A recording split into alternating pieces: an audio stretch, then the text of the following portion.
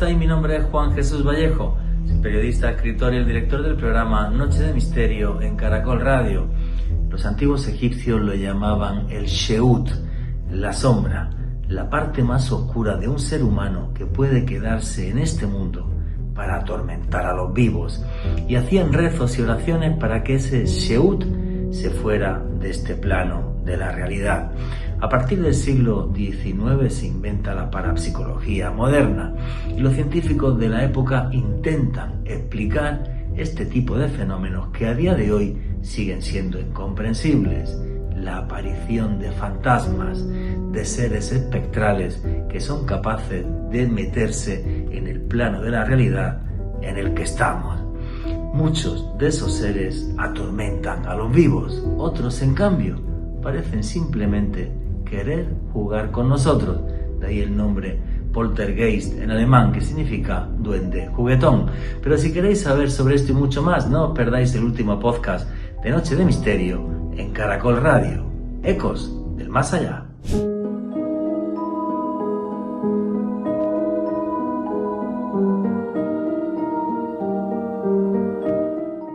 Imaginaros que existe un más allá que es capaz de plasmarse y de interferir en nuestra realidad.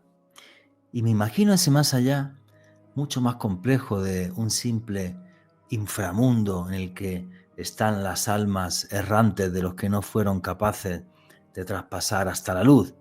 Me imagino ese más allá como un mundo, como un universo mucho más complejo.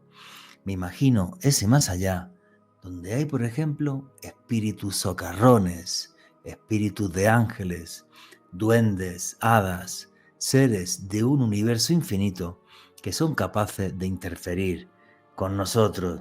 Me imagino ese más allá donde de repente pueden aparecer fantasmas que son ecos de un pasado. Me imagino ese más allá fantástico y fabuloso, lleno de luces y de sombras, de ángeles y demonios, igual que en todo el universo. Y os digo esto además poniendo encima de la mesa casos concretos. Una de las historias de fantasmas que más me ha impactado en mi vida arrancó el día 27 de septiembre del año 1934 en la calle Gascón de Gotor, en la ciudad española de Zaragoza. Aquel día 27 de septiembre del año 1934, el edificio se inundó con risas socarronas. Me han escuchado bien, con risas. Unas risas que salían del más allá y que la gente no podía identificar del punto en que venían. Pasaron las semanas y llegamos al 15 de noviembre de ese año 1934. Y la sirvienta de uno de los apartamentos de aquella calle Gascón de Gotor, al ir a encender la hornilla, escuchó una voz desde el más allá que le decía: «No me enciendas, que me quemo». Ella se asustó, aquella voz no paraba de hablar, y entonces llamaron a la policía. Llegó la policía, examinó la hornilla, examinaba la cocina, aquella voz socarrona se reía de la policía y a las pocas horas no eran decenas, eran cientos de personas las que se agolpaban en el número 2 de la calle Gascón de Gotor. A los pocos días, la voz de lo que se bautizó como el Duende de Zaragoza apareció en los medios de comunicación de medio mundo. Periódicos de Europa como el Times, por ejemplo, recogieron lo que estaba sucediendo en Zaragoza.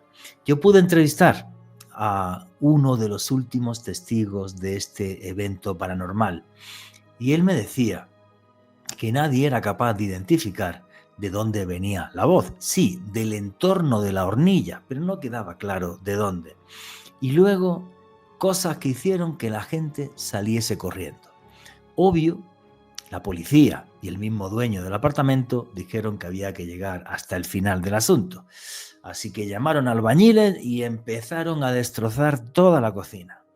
Hubo un momento donde un arco que había en la cocina, pensaron también tirarlo para ver si por ahí estaba el tema del fraude.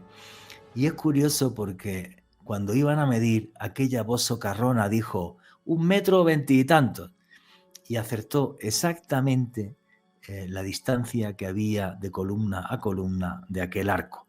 Me comentaba el testigo, que era niño en ese momento, que los albañiles, después de escuchar eso, dejaron allí sus herramientas y salieron corriendo. La extraña voz del duende de Zaragoza, el espíritu de un difunto, no lo creo. Creo que realmente era un duende socarrón que no sé por qué pudo manifestarse durante unas semanas en aquel lugar y básicamente se reía de la gente que les rodeaba. Pero no solo eso, fantasmas también que pueden ser un eco del pasado, como por ejemplo la fantástica historia que le sucedió al policía británico Harry Martindale en el año 1953. Harry Martindale, un hombre que medía casi 2 metros, un policía con una hoja de vida intachable, estaba de guardia en la tesorería de York.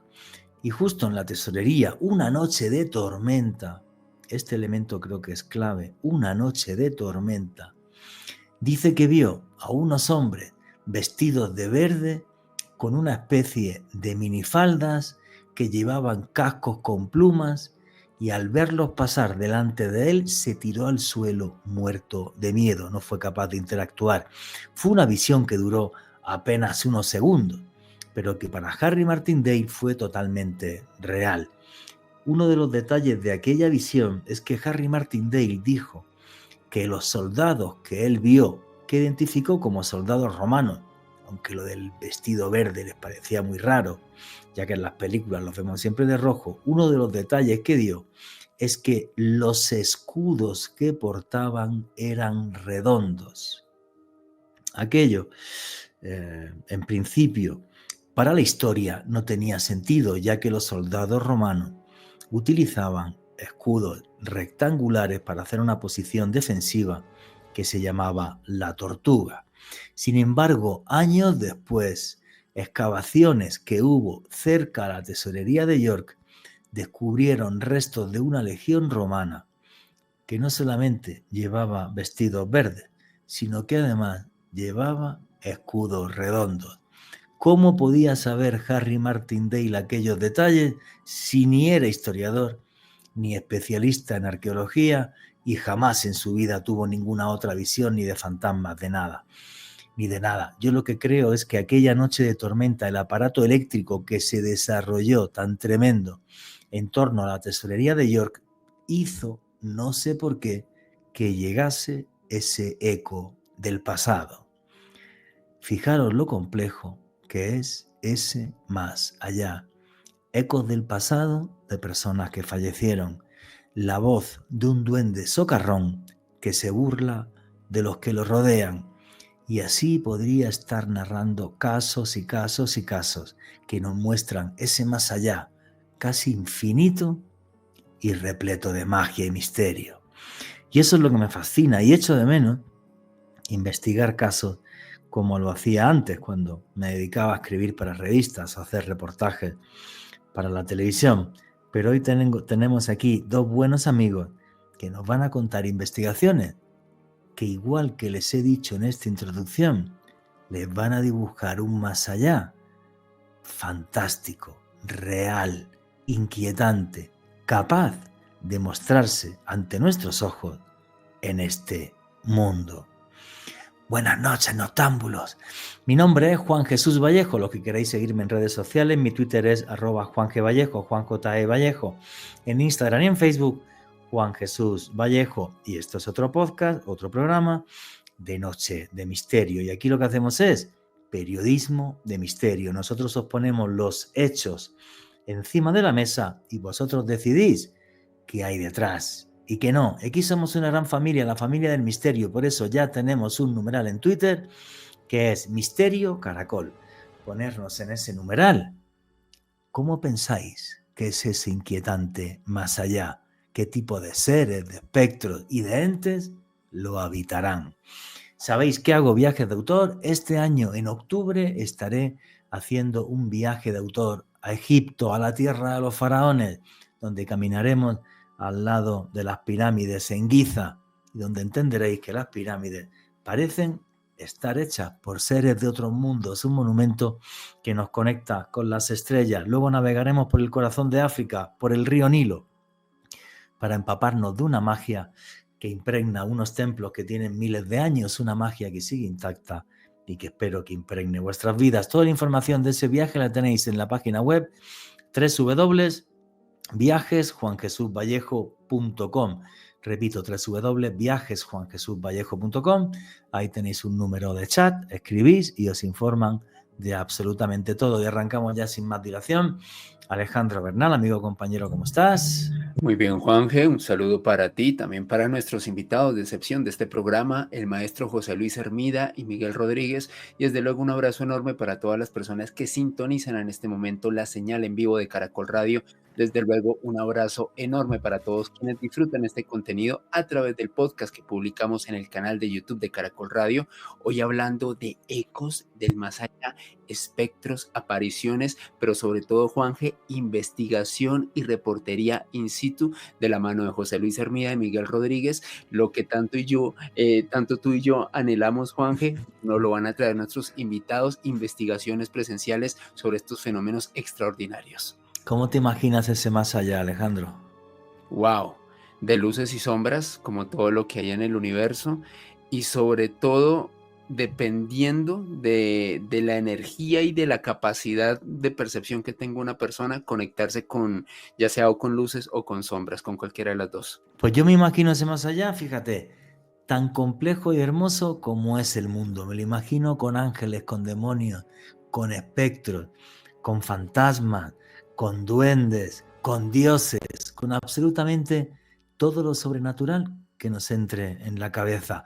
Un multiverso fantástico que estoy convencido que es capaz de romper la membrana entre este y otro mundo y de vez en cuando estar aquí, justo donde estamos nosotros, y manifestarse de una forma que no podemos entender, pero no significa que esos hechos no sean reales y además nos desconciertan y nos invitan a investigar. Y bueno, vamos aquí a presentar a nuestros invitados que ya han estado varias veces en Noche de Misterio. El primero de ellos, mi gran maestro, amigo y hermano, José Luis Hermida. José Luis Hermida, qué felicidad tenerte otra vez aquí en Noche de Misterio en Caracol Radio. Tú sabes que la felicidad es mía también, porque llevamos muchas cosas juntas hechas, seguiremos haciendo muchas más y siempre es un placer contactar con los amigos a través de los mares, y en ello incluyo a Alex. Muchas gracias. Gracias, querido amigo José Luis Hermida, mi maestro, el señor que me metió en televisión hace... Dios santo. Algún día te arrepentirás. 20, ¿cuántos años ya? No, ¿verdad? Como 27, 28 años. Sí. Y fíjate, me acuerdo del primer programa que hicimos. Sí, señor, la primera vez que me invitan a un plató de televisión en Canal Sur, hablando de la isla de Pascua, va a ser exacto. De la isla de Pascua y de Lindalo, Almería, de unos símbolos que aparecen en unas cuevas rupestres, unas pinturas rupestres que aparecen en cuevas de Almería. Sí. De eso estuvimos hablando y luego, madre mía, de más cosas con una sección que tuve en Canal Sur hace muchísimos años. Y aquí tenemos también a nuestro buen amigo Miguel Rodríguez, que como todos sabéis es pintor, dibuja de maravilla. El otro día me mandó un vídeo: oye, Juan, que estoy escuchando tu podcast mientras estoy aquí pintando. Y yo dije, yo no soy capaz ni de hacer el smiley, ese del circulito con la sonrisa, y Miguel hacía unas cosas en hiperrealismo que parecen, no, es una auténtica maravilla, pero una maravilla. Es que utiliza el podcast para alucinar, y entonces luego lo que alucina lo pinta. No, pero una maravilla, sí, porque también dibuja seres del más allá, en hiperrealismo, que yo no conozco a nadie que haga eso, nada más que Miguel Rodríguez. Miguel, amigo, tremendamente feliz de tenerte acá.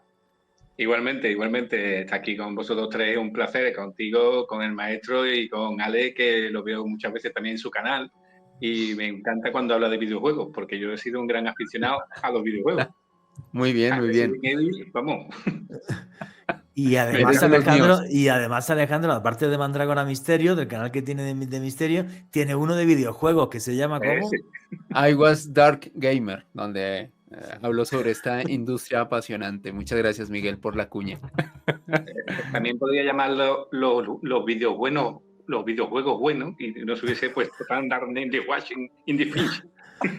Sí, la manía de la gente de ponerle palabras en inglés, y entonces ya todo es magnífico. Oye, vosotros dos hacéis una cosa que ya prácticamente no hace nadie: investigación de campo. Y eso es algo que me parece maravilloso, porque José Luis Hermida, para la gente que no lo conozca, pues este señor fue catedrático de inglés. Miguel Rodríguez da clases de pintura y es pintor profesional, y dedicáis vuestro tiempo libre, parte de vuestro tiempo libre, a investigar estas realidades. Y hoy nos vais a contar diferentes casos. No sé si va a dar tiempo a contar los 4, si no lo dejamos en 3 y ya otro día os hago una entrevista, o 2, los que dé tiempo, ¿vale? Casos que os han impactado muchísimo, por H, por B o por Z. ¿En qué estáis investigando ahora, antes de meternos en los que me habéis puesto en el guión, que luego destrozaremos el guión como siempre? Pues bueno, ahora estamos pendientes de un caso de bilocación, ¿no? De bilocación, de una persona que aparece en 2 sitios a la vez. Sí, y esto, aquí el maestro, ¿verdad? Maestro. Es un caso que, bueno, los casos de los que te vamos a hablar hoy han sido casos que hemos investigado Miguel y yo, ¿vale? A dúo. Y el caso que tenemos pendiente lo estamos también investigando entre los dos. Es un caso de bilocación donde hay fotos y donde hay testimonios de muchas personas de los 2 sitios que están separados pues a unos 1000 kilómetros casi. Wow, qué locura. Ese ya nos lo contarás algún día. Lo contaremos. De que lo tengáis bien investigado. Claro, Oye, es un poco lo que tú decías, son casos de investigación que no los conoce nadie, que no se han leído, a no ser que nosotros los hayamos publicado, porque Miguel y yo hay algunos casos que sí hemos dado a revistas especializadas y demás, pero el caso este que estamos investigando ahora no lo sabe nadie. Y esperemos que siga así hasta que lo acabemos, lo concretemos y luego lo podamos contar, obviamente. Ya lo sacaréis. Si habéis contado muchos de vuestros casos en el programa de televisión Cuarto Milenio, en el que yo trabajé, y desde aquí, si escucha esto, le mando un fuerte abrazo a Iker y a todo el equipo. Y bueno, también en revistas especializadas, más el libro que tú tienes, José Luis, que tú tienes un libro del que yo te hice una entrevista aquí en Noche de Misterio, ¿vale? Oye, vamos a empezar a meternos en materia, y habéis investigado un caso que le habéis como bautizado como nombre de La Casa de las Sirenas. Bueno, decirle a toda la gente que estos 2 señores viven en una de las ciudades más hermosas del mundo, que es Sevilla, que es posible que mientras estéis escuchando el podcast yo me esté tomando unos vinos con José Luis y Miguel allí en Sevilla, con unas buenas tapas, ¿vale? No sé si esto se circunscribe, a la hermosa ciudad de Sevilla o no, o hay que coger el coche. No, está todo en Sevilla. Está todas nuestras investigaciones últimamente, o sea, por lo menos estos son 4 investigaciones que vamos a intentar hablar hoy. Todas ellas están en Sevilla. Y la Casa de las Sirenas concretamente está en un barrio sevillano con mucha solera que se llama Alameda de Hércules, que está en el centro. Y os voy a poner un poco así, para que sepáis un poco dónde está ubicado y de la historia de la casa. Es una casa del siglo XIX, que era, bueno, tiene dos versiones de su construcción, ¿vale? Una es como ubicada en la Alameda, como hemos dicho, el estilo francés. Se supone que la princesa Ratazzi María Weiss Bonaparte, descendiente de Napoleón, buscando un lugar adecuado para su retiro, eligió Sevilla y se la encargó a Barón Haussmann, arquitecto que estaba ya de moda gracias a Napoleón III, para la remodelación de la ciudad de París, dando un toque de modernidad. Se acogieron a este arquitecto, supuestamente, para que la casa tuviese una cosa distinta. La casa es preciosa, o sea, la casa es como una especie de palacete, ¿o qué? Sí, la casa es increíble. Una pasada. Pero este origen responde más a una leyenda, ¿vale? Porque la parte real que es la versión más real y la más probable es que, y además donde hay lo que seríamos, está constatado, ¿no?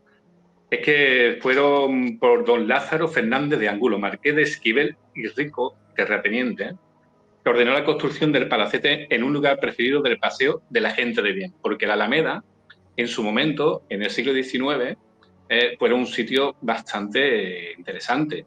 Después decayó... ¿Dónde estaba la gente de alta alcurnia de Sevilla, Claro, en palacetes claro. y tal? En aquella época sí. Claro, y la Casa de las Sirenas se llamaba la Casa de las Sirenas porque en la entrada había dos pequeñas sirenas, cada uno al lado de la otra en la puerta, ¿vale? Que esa es la que era la entrada. No obstante, esto fue tan solo 6 años después de finalizar la construcción, el marqués de Esquivel vende la casa, ¿vale? Y después llegó a ser casa de citas, que al final después la Alameda de Hércules terminó siendo parte de prostitutas allí en la Alameda. Además, en Sevilla, esa parte de la Alameda de Hércules era muy conocido por las prostitutas de la Alameda de Hércules, pero ya en su día ya fue casa de citas. O sea, que imagínate cómo va cogiendo ya terreno la historia, ¿no? O sea, Lleno de energía. ¿Quedar abandonada? Dime. Claro, pasa de ser una casa de alta alcurnia, me estás diciendo además que de una descendiente de Napoleón Bonaparte, es un palacete y tal, y luego el barrio, por lo que sea, se va haciendo marginal y el palacete acaba siendo un lupanar, el sitio en el que están las meretrices y demás. O sea, que tiene una historia que alucinas, tío. Se abandona en 1980 por aquello, ¿no? Porque está cada vez peor y desde entonces hay diversos avistamientos de fantasmas que se le atribuyen a la familia Portilla. Y eso es porque vamos a contar aquí el maestro algunos casos que sucedió, que nosotros investigamos a través de una amiga mía que se llama Carmen Torrontera, que trabajaba, porque ahora es un centro cívico, ¿vale? Ahora es un centro cívico, y además un centro cívico súper bonito. Además, cuando vengas a Sevilla vamos a llegarnos, porque está en el centro. Y es muy chulo. Y es un sitio súper bonito. Y Carmen Torrontera empezó a comentarme las cosas que había pasado y, total, convencimos al director, que no estaba muy bien, que muy de acuerdo, pero fuimos a investigarlo y el maestro que nos cuente algunas de las cosas que pasó. ¿Y qué pasó, bueno, José Luis? Te pues, voy a cortar en 3 minutitos, pero no te preocupes que en el siguiente bloque sigue contando, sigues hablando. Pues desde abrir y cerrar puertas, abrir y cerrar ventanas, batir las contras de las ventanas sin que hubiera viento ninguno, todo esto visto por 3, 4, 5 personas que trabajan allí, hoy en día, está pasando hoy en día. Desde ver sombras por las habitaciones, por los pasillos, hasta ver personas asomadas por la ventana. Esto se viene contando desde que la familia Portilla, como dice Miguel, habitó la casa. Se cree que la familia tuvo un hijo y ese hijo pues era homosexual. Y en aquella época la familia no podía admitir haber tenido... Luego se ha desmentido esto, pero nadie ha dado una prueba contundente de nada. No podía admitir tener un hijo homosexual y entonces lo encerró en una buhardilla de la casa. Y él buscaba la forma de asomarse a la ventana, que era lo que la gente de fuera veía. Se veía también una mujer mayor con un gran porte, con un vestido de época, pasear por el primer piso, por las galerías del primer piso de la casa. Lo veían los guardas de seguridad, lo veían estas personas que hemos estado mencionando. Y esa mujer se perdía en una cristalera, se perdía en una pared. El caso es que varias veces la vieron pasear por allí. Curiosamente, el hijo se ahorcó. Y entonces la gente empezó a decir que era el espíritu de ese niño el que se veía en las ventanas. Incluso cuando la casa estaba en plena ruina. A partir del año 80, la casa se le cayó el tejado, se le cayó parte del piso de arriba, de las paredes, y crecieron árboles gigantes que salían del patio hasta el primer piso y salían por el tejado. La casa siempre tuvo fama de tener misterios, fantasmas y movimiento de objetos, susurros, pasos, pisadas. Incluso hay quien dice que oía como alientos de personas que susurraban o que respiraban fuerte. Bien, ahí quedó la cosa. se creía que cuando el ayuntamiento, que se hizo el último dueño de la casa, la remodeló en un palacete precioso para convertirla en un centro cívico, pues que los fantasmas habían ido desapareciendo con la casa, pero nada más lejos. Están ahí las personas que no habitan, que están en la casa, que trabajan en la casa, que cierran la casa, cuando miran hacia atrás ven como una luz tenue en una de las ventanas y se asoma una figura que no pueden identificar.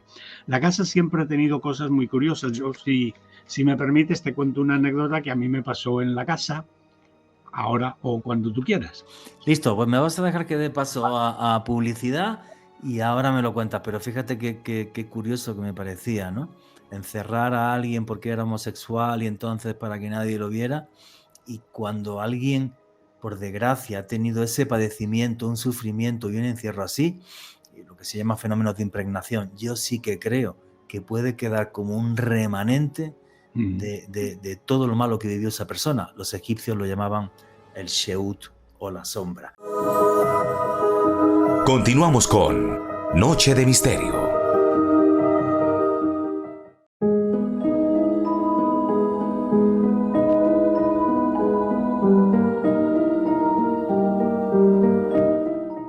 Y aquí seguimos en Noche de Misterio, vuestras preguntas y comentarios a través del numeral Misterio Caracol. Y me comentaba mi amigo José Luis Hermida que había una serie de detalles curiosos de esta casa de las sirenas que me quería narrar. Bueno, una anécdota.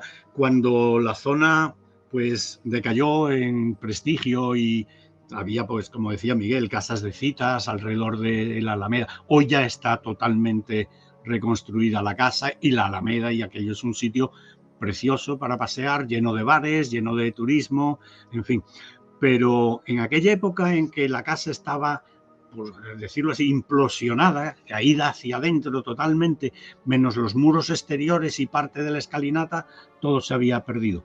Pues había algunos de nosotros que estábamos investigando esa casa, los sucesos que allí pasaban, y nos llevábamos pues los aparatos que teníamos en aquella época. Nada de cassette, nada de máquinas digitales, eran magnetófonos así de bobina, bueno, ¿para qué te voy a contar? Máquinas de fotos que casi había que darle cuerda, sin casi en muchos casos, para que hicieran las fotos, eso es. Y un día entramos un amigo y yo, el amigo ya fallecido, y entramos allí para tratar de ver aquello, y oímos unos llantos de un niño pequeño, unos quejidos de un niño pequeño, lo que nosotros creíamos. Empezamos a mirar, pero ¿cómo va a haber aquí un niño pequeño si esto es una escombrera? Y callábamos y el niño volvía a lamentarse, volvía a llorar, igual que un niño pequeño. Dijimos, bueno, Miguel acaba de explicar que aquella era una zona de personas de mal vivir en un momento dado, y pensamos que alguna de estas chicas desgraciadamente había tenido un niño y lo había abandonado allí. Entonces redoblamos todos los esfuerzos por encontrar la fuente de esos llantos. Subimos arriba a través de las piedras con un peligro enorme, y cuando con las linternas logramos subir arriba, ¿sabes qué eran? Gatos en celo. Wow. Cuando un gato en celo maulla, es como el llanto de un niño. Por muy desagradable, muy desagradable. Y esas lo incluimos en una de las anécdotas de la casa, porque allí pasaban cosas, claro, evidentemente. Pero hay algunas que tienen esta explicación también. Nah, los gatos muy... Además, Miguel te puede contar que la casa no es solo la casa tiene un pasado de una comunicación con otros lugares. Es que nosotros cuando estuvimos allí investigando, yo hice primero una tú sabes, como la primera... Una semblanza histórica, además, que es lo que has hecho. Sí, claro. Claro, la semblanza estética. Aquí estuvo Miguel Rodríguez investigando. Total, que cuando fui allí, tenía yo mi móvil. Pues, bueno, en aquellos tiempos sería en el año 2015, por ahí, ¿no, maestro? 2015, 2016. Sí. Más o menos. Entonces, yo cogí mi móvil y como estaban hablando de que si las ventanas se abrían solas de vez en cuando, total, que yo estaba allí tan tranquilo y estoy grabando y hace una ventana de repente, ¡pum!, se abrió delante mía y yo estaba grabando y a la vez mirando a la ventana, como diciendo, vamos a ver, espera, a ver si estoy grabando una cosa y estoy viendo otra. Se abrió, pero no te estamos hablando de una ventanita, estamos hablando de ventanas potentes y fuertes, ¿eh? De 1,20 m, 1,30 m de altura. Y tal como se abrió, se volvió a cerrar. Wow. Y eso lo grabé yo. Y lo vi yo.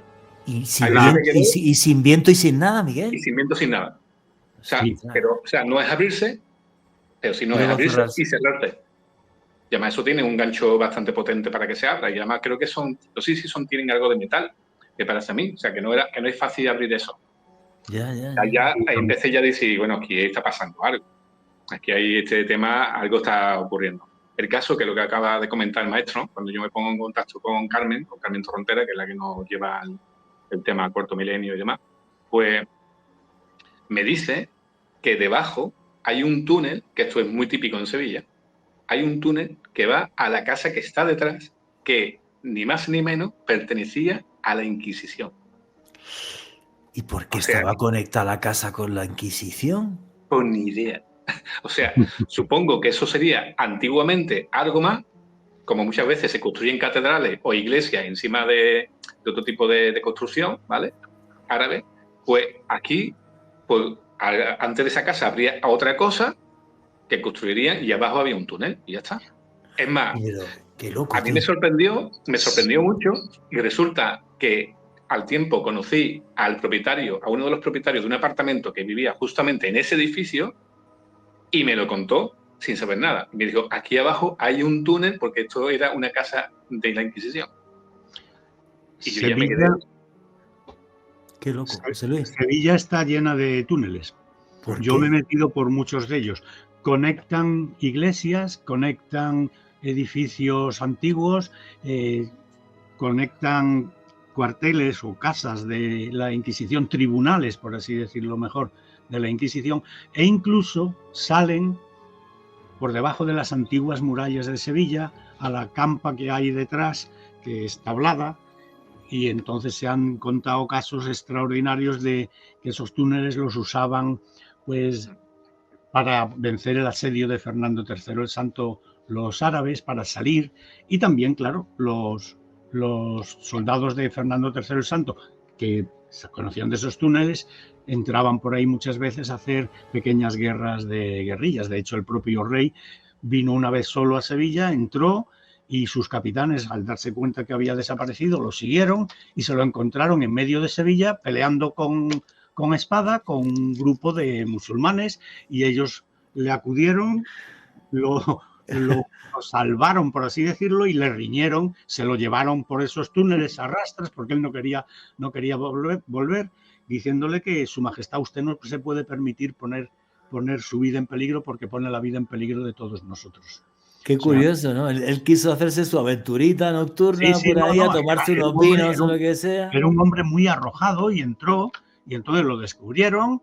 Inmediatamente él sacó de su espada y estaba solo como estaba y se enfrentó a todos los que estaban allí. Menos mal que llegaron nuestros capitanes. Hablando otra vez de la casa de las sirenas, lo que cuentan, la leyenda popular, es que el niño se ahorcó, pero el espíritu del niño queda. Y entonces la mujer que se ve es la madre del niño, que queda aferrada a esa casa para proteger de alguna forma después de la muerte a su hijo.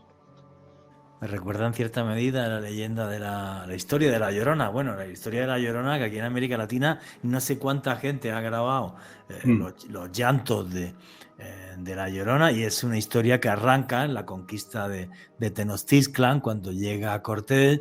Una madre azteca ahoga a sus hijos antes de que sean esclavos de los españoles, de que ella entienda que es perder su identidad y que se acaben siendo esclavos. Y luego, pues su espíritu vaga como loca buscando a los hijos que ella mató. En este caso no es tan terrible porque este hijo se quitó la vida por sí mismo, no es que la madre hiciera nada. Pero bueno, quizás eso sea el detonante de ese fenómeno de impregnación, de por qué queda marcada la casa, por ese hecho trágico. No sé qué opina Miguel. Hay una casa también, que algún día hablaremos de ella también el maestro y yo, que se dice la Casa de la Loca, que está también por, ¿verdad? Cerca de, creo que Palomares puede ser, cerca. Sí, ¿Puede ser, maestro? Sí, que también está basado, fin, es como esto, ¿no? Es como una persona de adinerada que tiene una hija que no está bien de la cabeza, eso es lo que se dice, ¿vale? Y entonces, pues no la dejan salir. Y la pobre chica, pues muere y se aparece, ¿no? Eso siempre parece que hay ciertas cosas que son detonantes que pasan. Sí. Pero también me resulta muy curioso que haya en tantos sitios del mundo ese tipo de historias, ¿sabes? Que ese niño o esa niña que no haya podido salir, pues se queda ahí impregnada porque se ha muerto, ¿no? Claro, después ahí está la otra parte de la leyenda, que ahí en la Casa de la Loca, por ejemplo, hay un asesinato que matan a uno que se llama el Chato, que lo matan con una piedra, creo. Lo matan con una piedra, un tiro, no lo sé bien. Y resulta que eso también se queda impregnado. Ahí también he investigado yo cosas, pero eso lo vamos a contar otro día. Ahora vamos así. Pero está genial lo que estás diciendo en el sentido de buscar hechos que por su carga trágica, de dolor, porque a nivel emocional impactan a varias personas, es como si fuera el detonante de que luego sucedan ese tipo de fenómenos que se manifiestan de 1000 formas distintas. Lo que te pasó a ti, viste una ventana abrirse y cerrarse, y luego otros testigos que habéis visto, que si aparece alguien en la ventana, que si escuchan ruidos, que si... O sea, me parece una historia fabulosa, completamente fabulosa. ¿Esa historia la habéis cerrado, la habéis dejado de investigar, o todavía de vez en cuando encontréis nuevos testimonios? Cuando tú vengas a Sevilla nos vamos a acercar. Listo. Vamos a hablar con Carmen. Listo. Contacto. Y que nos cuente si hay. Nosotros nunca cerramos una historia, Banji. No cerramos nunca una historia porque siempre puede haber algo nuevo. La historia se aparca, se queda ahí en suspense, se habla, se comenta, se publica, se hace un programa, pero si surge algo nuevo, se le hace un seguimiento. Pues qué bonito. En la Casa de la Loca, por ejemplo, que hicimos no hace mucho con Álvaro, que es uno de los compañeros nuestros que investiga, hicimos esto es una anécdota y ya pasamos al siguiente caso. Con la Spirit Box, que yo no es que crea mucho, ¿vale? Pero sí, a veces... le contemos a la gente que es la Spirit Box. Básicamente es un cacharrito, ¿no? Sí, que es como una especie de radio que te coge ondas de radio, ¿vale? Eso es. Y te va contestando, va haciendo tu, y te sale de vez en cuando una palabra que cree que por lo menos puede ser inteligente a una respuesta inteligente, ¿no? Sí.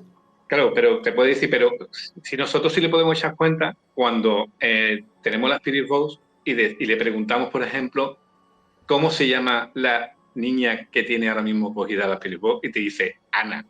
Entonces dice tú, tía.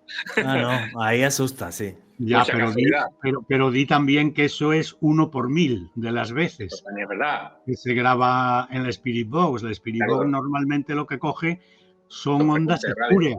Ondas espurias, frecuencias de radio que están en el ambiente o transmisiones de fuerzas de policía o de bomberos o de cualquier transmisión que se esté dando, y como trocea los espacios, salen palabras muchas veces inconexas que tú no puedes identificar. Incluso, maestro, yo he llegado a ver, o sea, a escuchar que te cuentan cosas o palabras al revés. No solo al revés, escúchame, si ahora hay Spirit Box, por eso para mí no tiene valor ninguno, que tú las programas para que te cuenten o te graben psicofonías en inglés, en alemán, en polaco. ¿A dónde vamos a llegar? O sea, tú seleccionas el mandito y pones polaco, entonces aquello saca de vez en cuando una palabra en polaco. Eso sí es rarito, eso sí es rarito. Eso es muy rarito. Además, un Spirit Box se hace... Bueno, Luis Uriarte del programa de Cuarto Milenio lo demostró. Se hace con un transistor que tú compras en cualquier chino por 2 o 3 euros, sueldas un cable de un sitio a otro y ya tienes una Spirit Box. No, pero... Por 3 euros. Ahí el tema es el siguiente. Oye, pero habéis tocado una cosa ahora mismo que creo que es clave para entender ese más allá. Tú sabes una de las pegas que les han puesto siempre a la psicofonía. ¿Cómo es posible que nosotros estemos en Sevilla intentando obtener psicofonías o aquí en Bogotá y las psicofonías salgan en español? ¿Cómo es posible que Frederick Jurgenson, que era noruego o sueco, no recuerdo ahora mismo, que es el primero que graba Sueco, era sueco, sí. el primero que graba una psicofonía en la historia, que era un director de documentales, grabando el canto de los pinzones. Le aparece la voz de su mamá. Y entonces... Pero no era un Spirit Box, no, con la que grababa. Estaba grabando el Nagra. canto de los pinzones. Y le aparece la voz de su mamá hablándole.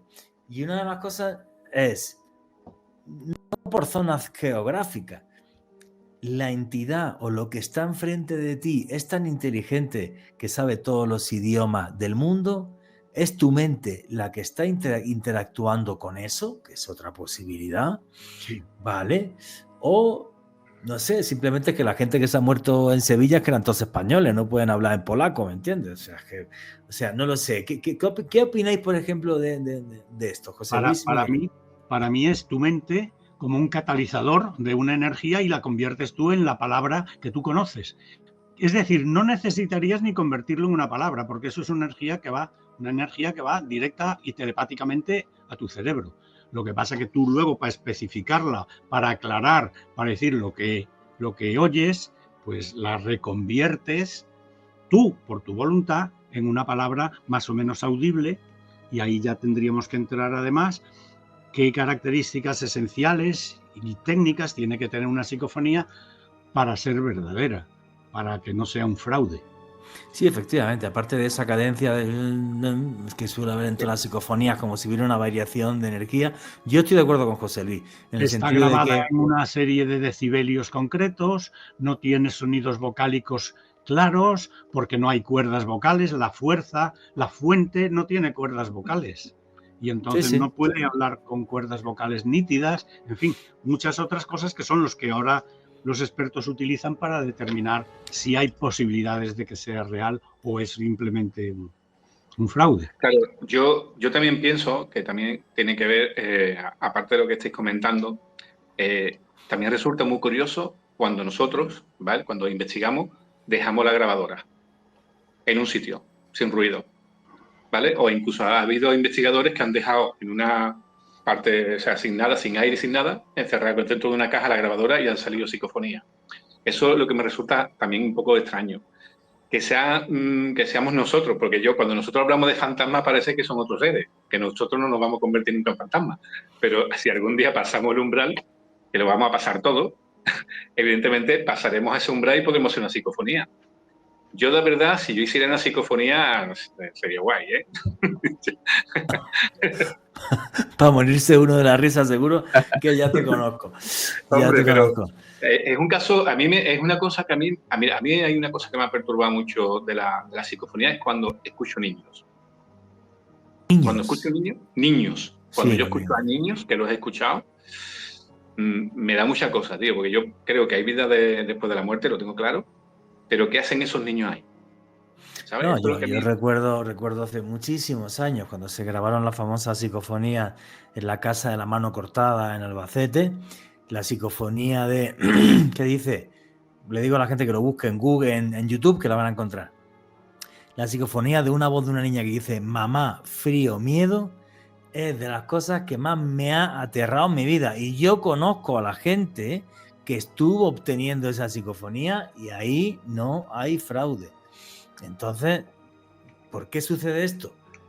Yo qué sé, pero sí es cierto desde el punto de vista de lo que dice José Luis Hermida, es algo que quiere conectar contigo, que conecta con tu mente y por eso habla español. Y si fueras polaco, y si llevaras un tío polaco a Sevilla y lo llevaras a todos estos sitios, te digo yo que algunas psicofonías sacan polaco. No podemos entenderlo, pero sucede. Yo creo que se basan de nuestra energía para hacer lo que sea. ¿Vale? Y a través de nuestra energía graban. Además, es que son voces tan extrañas. Yo no sé si yo te he mandado a ti una, no sé si la podremos poner después, ahora cuando vayamos a hacer la base militar San Pablo, que tenía algunas más, pero esta psicofonía, que ahora después lo explicaremos, es bastante... ¿Tú la has escuchado? ¿La has llegado a escuchar? No llego a escucharla, la he descargado. Vale, pues eso cuando lo pongamos, ahora después lo ponemos, que supuestamente es de la prostituta que muere allí, que ahora lo vamos a contar. Es alucinante la voz. O sea, es una voz que tú dices, esto no es de aquí, esta voz no es de este mundo. Así que ahora lo volveremos a escuchar cuando podamos.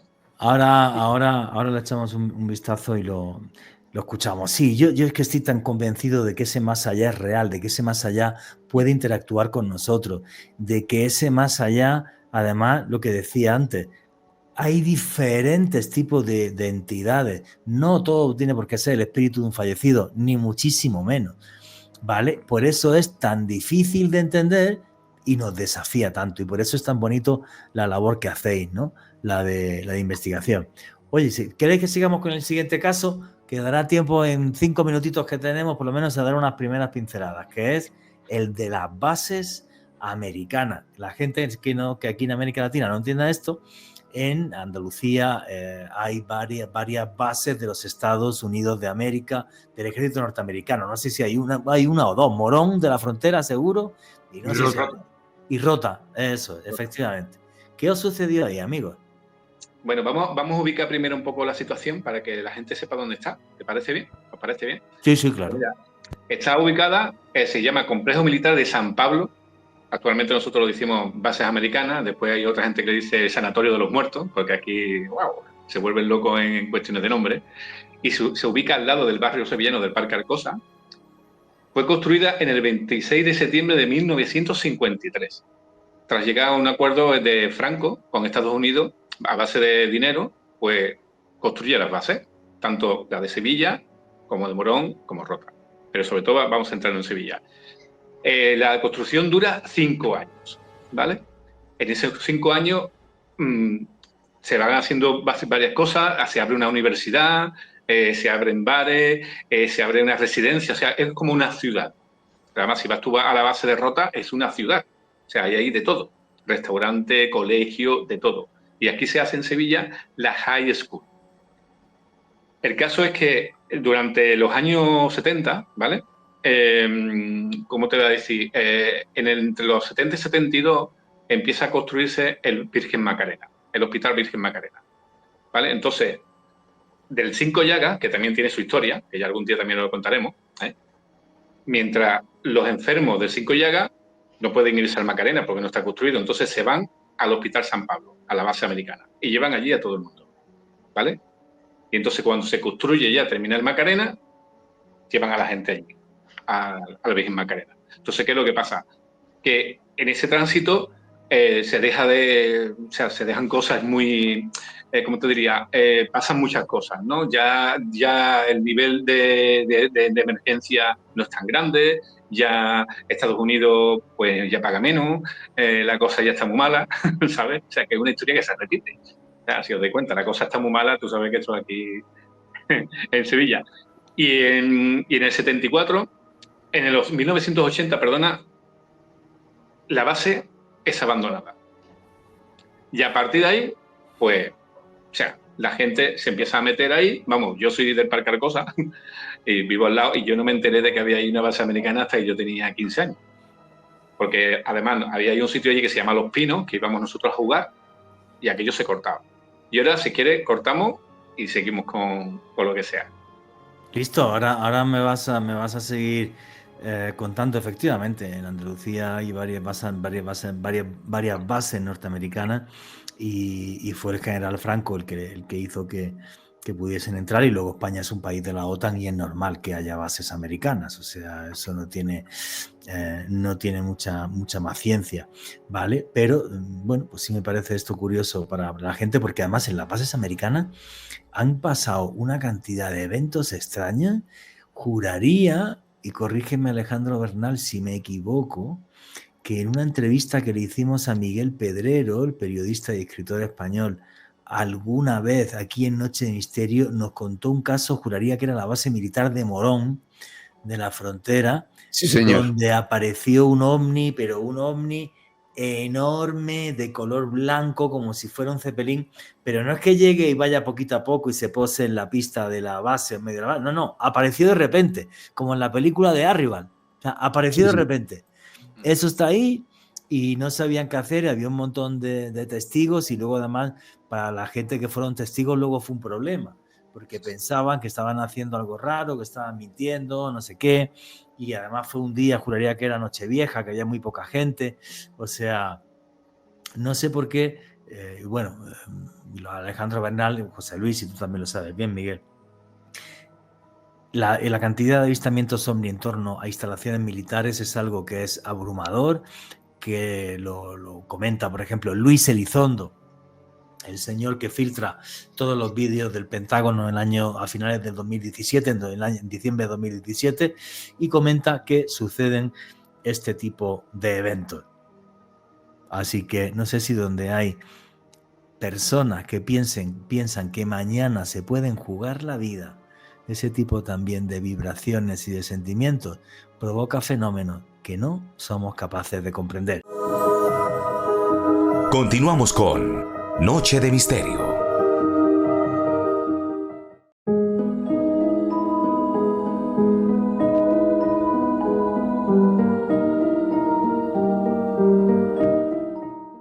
Y aquí seguimos en Noche de Misterio, vuestras preguntas y comentarios a través del numeral Misterio Caracol. Y nos estaba narrando al final del último bloque, Miguel Rodríguez nos estaba narrando cómo era esa historia de bases americanas que llegan en torno a Sevilla y edificios y demás de todas las familias que vivían allí y hacían su vida. Y ahí me comentabais que hicisteis una investigación paranormal. ¿Cómo fue esa investigación? ¿Por qué llegasteis hasta ahí? De cualquiera de los dos, ahí tenéis el micro.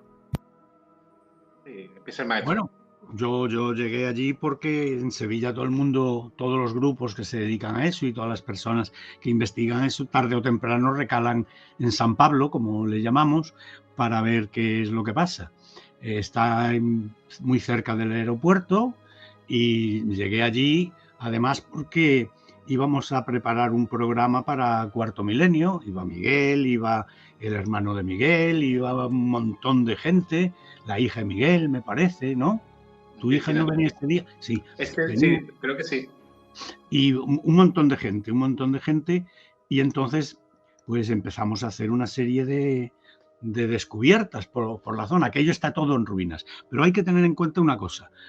Un sitio donde ha sido hospital, donde ha sido cuartel y donde ha sido colegio, hay una serie de energías que no se pueden ir fácilmente de allí, quedan impresas. Y entonces en el teatro, que es colegio, se empiezan a ver una serie de historias, una serie de personas, una niña como la Cristina, la que Miguel conoce muy bien, ¿verdad, Miguel? Veía una niña joven con un traje de bailarina de un color azulado que bailaba en el escenario del teatro del colegio y se perdía por una pared, desaparecía por una pared. Vamos, Miguel llegó a pintarla, pensábamos publicar un caso y le dije, Miguel, represéntala y píntala. Y Miguel hizo un dibujo de esa bailarina que se movía por allí. Pero no era solo bailarina, era gente que decía que se veía el espíritu de una niña que se llamaba Clara, que se había ahogado en la piscina. Y había personas que decían que se oían ambulancias, porque aquello había sido un hospital, o se grababan psicofonías diciendo que se muere, que se muere, que se nos va, en la zona donde antes había sido hospital. O sea, hay una serie de hechos que, si no los han vivido todos los investigadores, sí que han oído ruidos inexplicables, han visto sombras, han visto figuras. Isa, por ejemplo, Isa Brito, pues que Miguel también la conoce, pues fue allí la Toledano, ¿no? Isa Toledano Brito, ¿no? Toledano. Isa Toledano Brito. Eso es. Vio una imagen de una mujer vestida de blanco que se perdía entre las paredes casi a los segundos de verla. Esta mujer la han visto bastantes personas, o bien vestida de blanco o bien vestida como si fuera una monja. ¿Sabes? Porque claro, en el hospital, cuando pasó a ser hospital español, había monjas, que en aquella época había monjas en todas partes, que se encargaban del mantenimiento y de la organización del hospital. Y entonces, bueno, es un sitio muy conocido en Sevilla.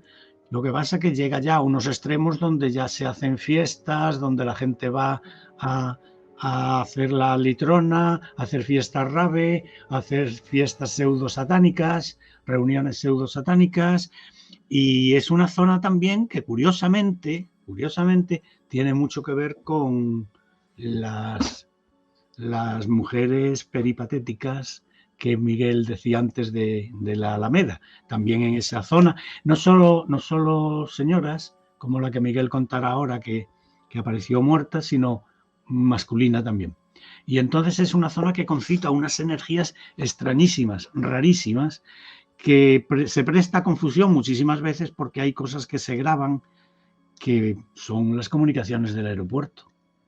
Y entonces ahí hay que distinguir muy bien cuáles son las comunicaciones de radios, de comunicación entre aviones que aterrizan, aviones que despegan, aeropuertos y demás, a lo que es una auténtica psicofonía. Por eso yo decía antes que hay una serie de claves para constatar que la psicofonía no es una mera interferencia de una radio que va barriendo frecuencias, ¿sabes?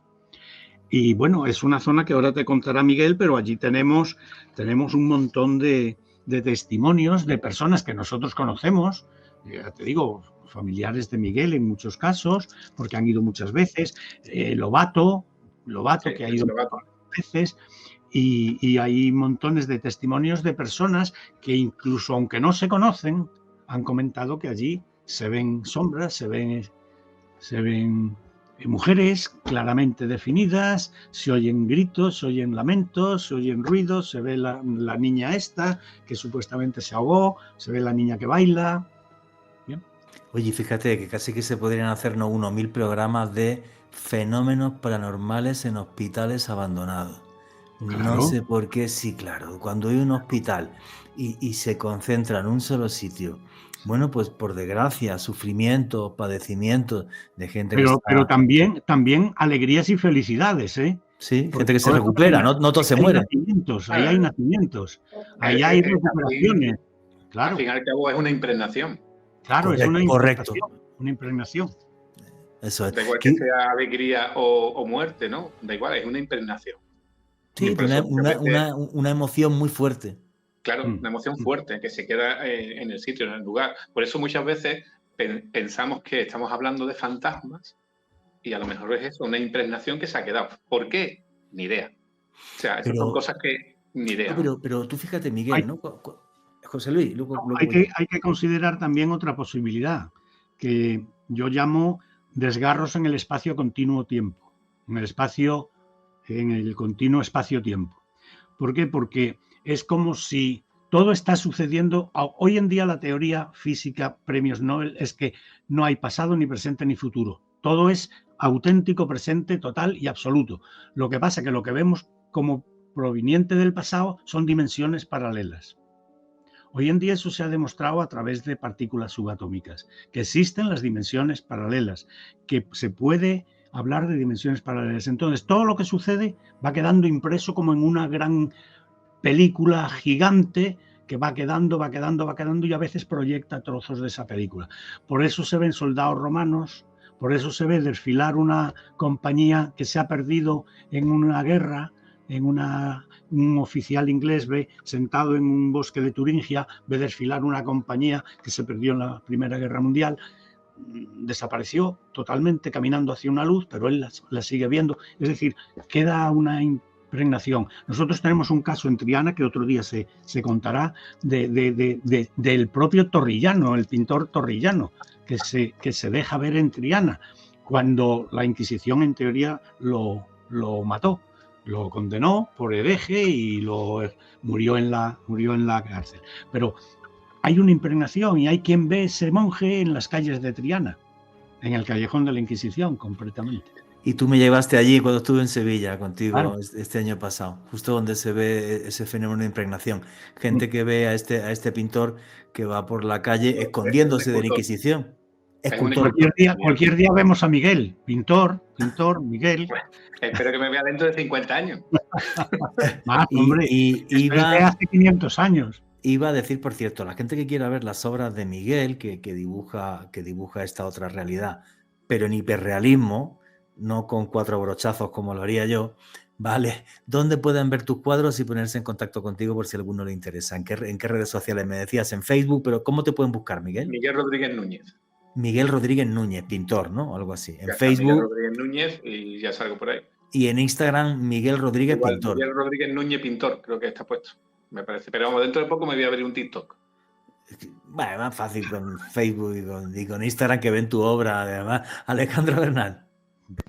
Juan, es que un conocido de nosotros, el gran periodista andaluz José Manuel García Bautista, en el Diario de Andalucía, publicó hace unos años un artículo sobre fenómenos paranormales, precisamente en este sanatorio de los muertos, y él recolecta el testimonio de una persona que in situ pudo presenciar hechos absolutamente anómalos. Javier es una persona quien de hecho manifiesta que una noche pudo observar el espíritu de una niña que tendría aproximadamente unos 10 años, con unas ropas finas y blanquecinas, y que literalmente se habría enterado que esta infante habría fallecido ahogada en un pozo cercano. Esta persona también atestiguó haber observado extrañas luces como orbes en el interior de este sanatorio, así que es una de las, podríamos decir, piezas periodísticas que documentan estos fenómenos que tanto José Luis como Miguel han podido documentar en este lugar.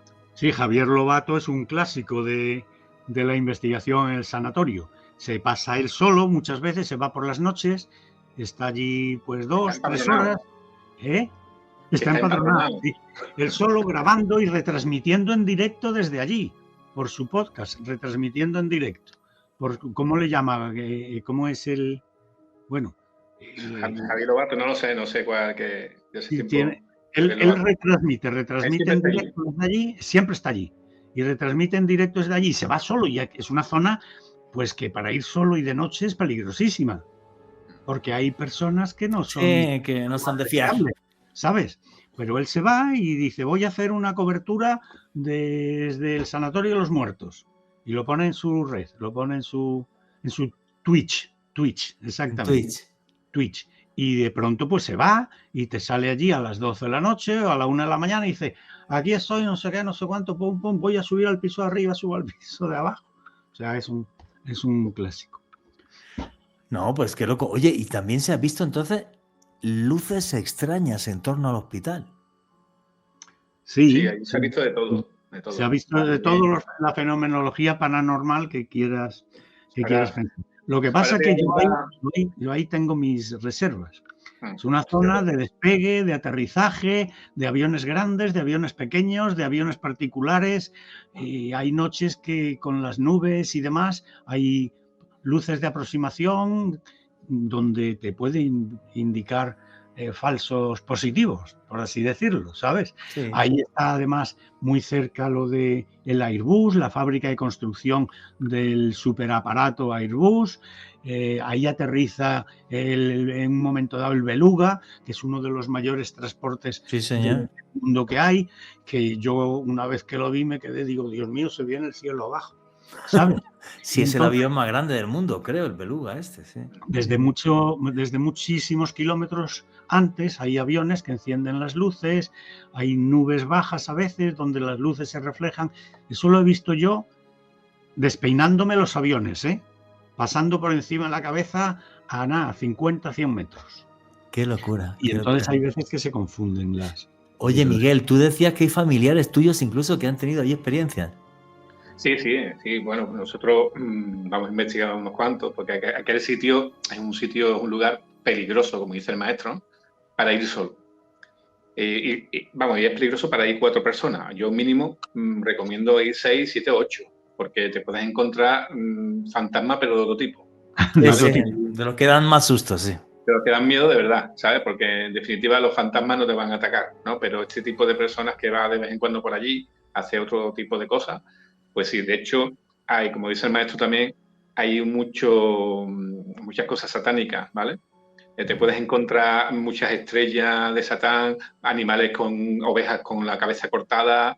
Sí, la gente hace ese tipo de cosas allí, no lo sé. Supongo que serán por el tipo de energía o piensan que a lo mejor si hacen eso en ese tipo de energía allí, van a salir, va a haber demonios, se les va a conceder los deseos, no tengo ni idea por qué lo hacen. Y fíjate, y siempre que se hacen ese tipo de ceremonias y de rituales, y me gustaría también la opinión del maestro José Luis, se disparan los fenómenos. Cuando se hacen ese tipo de rituales, y yo lo he visto en un montón de sitios donde estuve investigando cuando trabajaba en Cuarto Milenio, llegaba a un sitio de estos abandonados, restos de rituales satánicos, lo que tú dices, el pentagrama invertido, con el circulito, velas rojas o negras y tal, todo ese rollo, se disparan los fenómenos. Se despierta algo en la oscuridad que se impregna ahí. Sí, además la energía es una energía que tú sientes que no es buena. ¿Sabes? Te empieza a mí, por ejemplo, me empieza a doler la cabeza, no me siento bien, y no es una cuestión mía solo, a que tú digas, porque a lo mejor no hemos visto el animal muerto y ya estamos sintiéndonos mal antes de llegar. Cuando tú ya ves eso, es cuando tú ves que el sitio donde tú estás viendo el animal es cuando tú te empiezas a sentir mal, con ganas de vomitar. Incluso ha habido gente que se ha puesto mala. O sea, de mala de darle nosotros una Coca-Cola porque si no se cae. Increíble. Pero bueno, os voy a contar algunas cosillas que me pasaron a mí, ¿vale? Porque esto lo sabe el maestro. Y estaba yo con mi hermano investigando, o sea, estábamos en un grupo y estábamos con Walkie, ¿vale? Porque no queríamos utilizar el móvil. Entonces utilizamos el Walkie y decimos, bueno, con mi hermano, me dice mi hermano, estoy en la parte del colegio. Esto, imagínate, o sea, una oscuridad prácticamente casi total, ¿eh? O sea, porque aunque está el aeropuerto cercano, pero la parte esa es muy oscura. Es muy oscura. Y yo le digo a mi hermano, yo estaba en la parte del hospital privado, ¿no? En lo que sería el hospital privado y en la parte de suboficiales, que ahí ahora voy a contar también otro hecho. Total, que yo voy andando, tú imagínate una oscuridad y tú ves acercándome cada vez más a una cosa oscura, que no ves lo que es realmente, y mi hermano diciéndome, estoy aquí, vete acercando, y yo diciendo, ¿pero dónde? Dale para adelante, vete a la izquierda que vas a verlo. Y ahora, a medida que me voy acercando, veo un árbol y veo una forma de edificio. Y cuando me voy por ahí digo, ¿pero por dónde entro? Por la puerta. Claro, ¿dónde está? Por la puerta. Y cuando voy mirando veo, entro en la puerta, que no había puerta, sino lo que sería el marco de la puerta, una cavidad de unos 50, 60 metros aproximadamente, con algunas luces en el pavimento, ¿no? de las entradas de las habitaciones, y al fondo veo como alguien cruza de un lado para otro, pero totalmente, ¿eh? O sea, lo veo claramente. Y claro, yo me voy para adelante. Y digo, ¡Jesuli! Y hace mi hermano por el lado, yo dime, y bueno, mi hermano por poco me mata, porque yo pensaba que era aquella persona que yo había visto. Y mi hermano me aparece por aquí. Digo, yo, que acabo de ver un tío. Dice, yo, es que yo he visto a un nota aquí también. Total, como yo sabemos dónde estábamos, nos fuimos los dos corriendo para allá. Tú imagínate, a oscura, aquello. Me decían, Miguel, entonces que tú y tu hermano veis esta figura y os vais corriendo a ver si lo encontráis, si es una persona real. ¿Y qué pasó? Pues nada, fuimos al lugar corriendo los dos, porque fuimos corriendo, bueno, con mucho cuidado, y llegamos allí y allí no había nadie. O sea, no había absolutamente nadie. Lo miramos con los dos, con los móviles, las linternas, mirando para acá, para allá. Miramos al campo otra vez, que, o sea, si hubiese habido alguien que hubiese salido por algún lado, lo hubiéramos visto. Y no había manera. Después, otro caso que yo vi, fue en el techo del pabellón del hospital privado después, que ahí hemos también hecho muchas investigaciones, vi a gente correr. O sea, yo vi a 2 o 3 personas corriendo por el techo. Y yo digo, tía, ¿no serán esta gente? Total, que a medida que me voy acercando, se me vino para mí una de las chicas que estaban con nosotros en esos momentos y me dice, Miguel, ¿quién hay ahí arriba en el techo? Y yo digo, pues vamos para allá. Y yo, oye. Y de repente se metieron por una parte de sombra y allí no había nadie. Preguntamos, allí en la zona no había nadie y no había aparecido nadie. Otra zona que me pasó, que fue con un grupo de amigos, que decidimos investigar porque allí he ido muchas veces. Y total, voy enseñando los sitios, pues mira, para acá ha pasado esto. Y cuando vamos a subir a una parte de las escaleras, porque la escuela está dividida en una planta, o sea, una planta baja y una primera planta. Y las clases son bastante grandes, ¿no? Y cuando llegamos allí, veo de repente, esto ha sido de las cosas que más, o sea, que yo más recuerdo, y cuando tú tienes un sueño y tienes esa sensación de que a ver si ha sido una realidad, pues esto es al revés. Es una realidad que piensas que puede ser un sueño. Porque cuando yo veo lo que sucede, ¿no? Es que vamos andando y ahora en la escalera se escucha primero un chasquido, se escucha y yo recuerdo eso todo iluminado. Y ahora hace una canica tum, tum, tum, tum por las escaleras, tan, como al final de la escalera de la película. Como la película al final de la escalera que da un miedo que no veas. Porque diga yo, si tú, una canica así de chiquitita, pequeña, una canica, está en la bola de cristal, cayendo y se para. Se queda quieto y yo me quedo así, mirando, todo el mundo mirando la canica como si fuese, si en ese momento alguien grita, nos morimos allí todos mirando la canica y ya se une así, ay, voy a coger la canica, coge la canica, dice, uy, qué frío, pum, y la tira en un sitio que es fácilmente reconocible. Total, que fuimos a buscarla y allí no había canica, tío. No apareció la canica por ningún lado. Eso fue un aporte en toda regla, vamos. Un fenómeno de aporte, aparecer y desaparecer cosas. Pero sí, en toda regla, vamos. Y después, una de las cosas que ahora queremos que a ver si podemos poner la psicofonía, mi madre Fernanda, pues mi madre era vidente, era una persona con varias capacidades y medium, además muy buena. Mi madre, como yo digo, jugaba en las grandes ligas, ¿no? Y entró en trance, porque allí se decía, o se pensaba, que en un tiempo que habían prostitutas por allí, pues mataron a una chica. Entonces mi madre entró en trance y empezó a hablar con ella, ¿no? Y nosotros sacamos varias psicofonías. Aquí la que vamos a poner ahora es una, las otras dos no lo he podido conseguir, que no sé si decir lo que dice. Antes de ponerla, dices que es lo que dice, cuando tú quieras la pongo, ¿eh? Nos faltan todavía como unos 4 minutos y medio Vale, pues en este mi madre, bloque. hay dos psicofonías con respecto a esta sesión que coge, dice mi madre, ¿qué te pasó? Y dice, ¿cómo te mataron? Y dice, en 2 partes, porque por lo visto a la prostituta lo mata un drogadicto y le corta el cuello. Y la mete en una zanja pequeñita que hay allí y la mete allí, ¿no? Entonces se lo encuentra la policía y demás. Y ella dice, bueno, chica, ¿y cómo estás? ¿Qué te pasa? Claro, nosotros vemos eso, ¿no?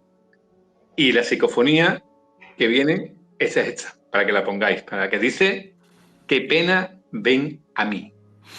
Qué pena ven a mí. Voy a ponerla, está repetida varias veces y la iré parando para que escuchéis el momento exacto en el que dice, qué pena ven a mí.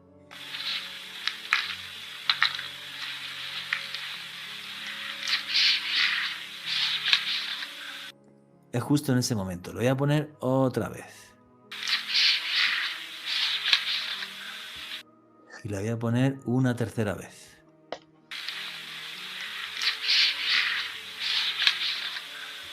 Nos da un miedo y es una voz femenina.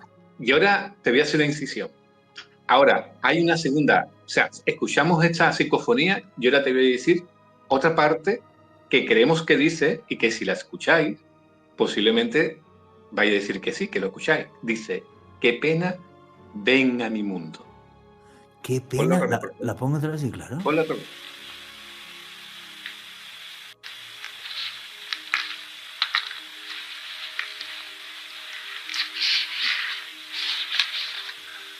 Sí, ahí sí lo he escuchado. Qué pena ven a mi mundo. Espera, voy a ponerlo otra vez, tío. Sí, qué pena ven a mi mundo. Otra vez lo voy a poner.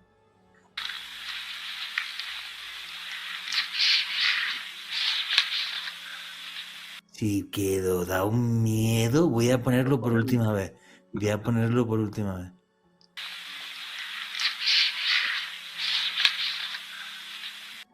Qué miedo tan madre del amor hermoso. Qué pena ven a mi mundo. ¿En qué momento y en qué contexto grabas esta psicofonía, Miguel? Esta psicofonía lo graba mi hermano Jesús Rodríguez, allí con 2 o 3 amigos y mi madre. Estábamos totalmente a oscuras en el sótano del club de suboficiales, que la asesinaron fuera, pero la enterraron a unos escasos, o sea, la metieron en la zanja a unos escasos 10 metros de donde nosotros estábamos. Y para entrar nosotros teníamos que entrar por la parte trasera, que nos costó a mi madre bajar la escalera, porque mi madre estaba bastante gruesa, y nos quedamos quietos. Y fue cuando empezamos a hacer ese tipo de preguntas. Nosotros no escuchamos esto. O sea, lo escuchamos cuando llegamos a mi casa, ¿vale? El caso es que cuando estábamos haciendo la psicofonía o haciendo esta sesión, concretamente, todos sentimos cierto malestar, que algo no estaba bien, que algo no estaba funcionando bien. Y a mi madre empezó a gemir, a decir, ay, uy, no puedo más. Y es que no fue una sensación tan mala que salimos de allí pitando. O sea, cogimos a mi madre, no, venga, nos fuimos, nos la montamos en el coche y ya nos fuimos. Y fue cuando nosotros empezamos a escuchar. Dentro de esa sesión hay una fotografía que ya te mandaré, a ver si te la puedo encontrar, en una sesión que se ven unas cuantas personas y se ve detrás de uno de los compañeros la cabeza de un tío aquí. O sea, era cojonante. No, qué Pensamos locura. que puede ser, tú sabes, que alguien se movió en ese momento, puede pasar de todo, pero no hay nadie que se parezca a ese tío. De los que yo no conozco a nadie, de los que estaban allí. No, pero qué locura, y me ha impactado mucho. Qué pena ven a mi mundo. Continuamos con Noche de Misterio.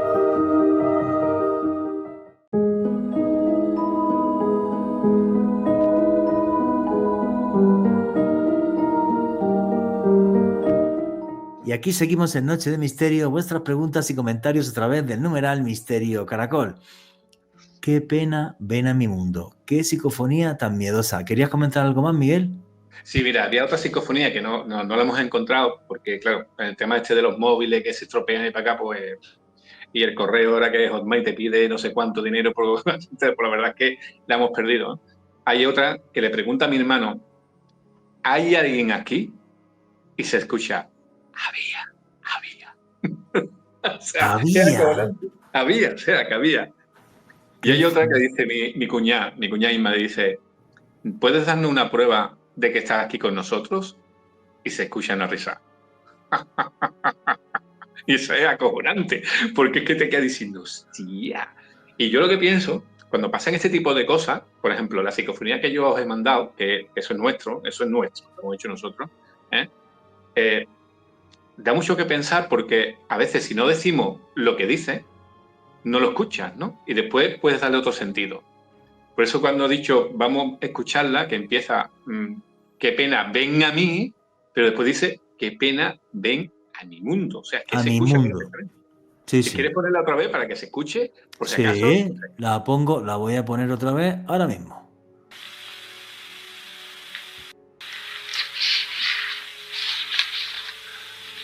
Y otra vez más, espera.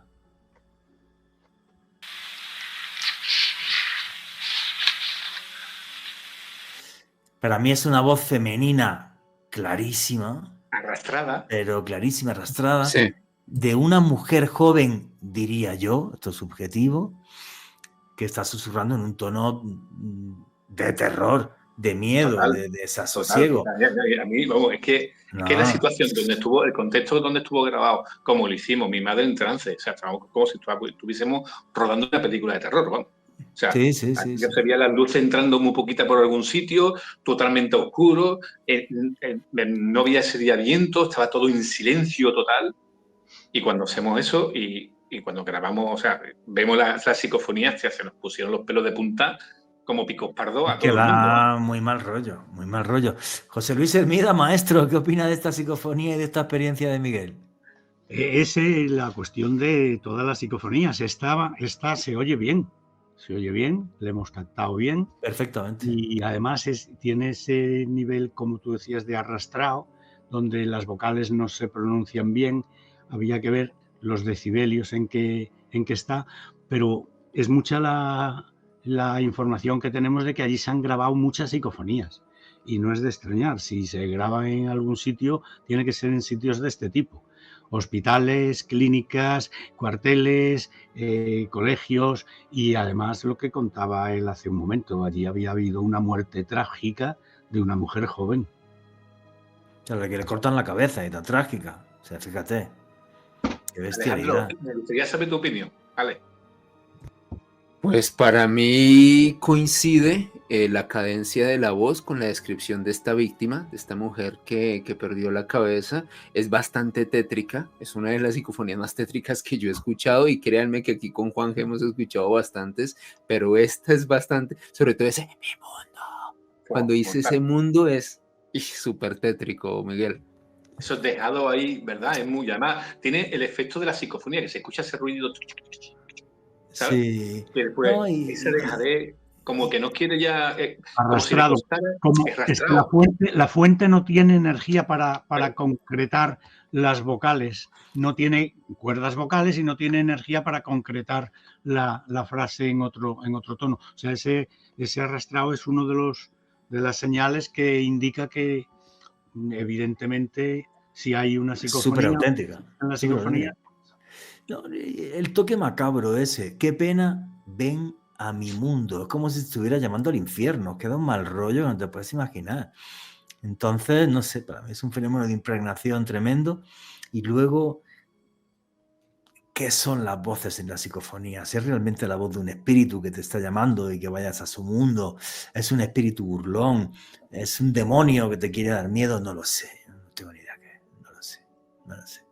o Es que como, nosotros... Juanje, es como, que- y perdón por interrumpirte, maestro, es como si necesitara la energía de Correcto, nosotros para correcto. poder manifestarse. Es impresionante. Es exacto. Mira, yo tengo hecho un estudio, está todavía empezando, pero tengo hecho un estudio donde las manifestaciones, por ejemplo, que se producen en carreteras, las cunetas de las carreteras, que se ven seres andando, la concreción de la imagen que se ve, la psicoimagen que se ve, depende en gran parte de la energía de la persona que la ve, que logra que se materialice más o se materialice menos.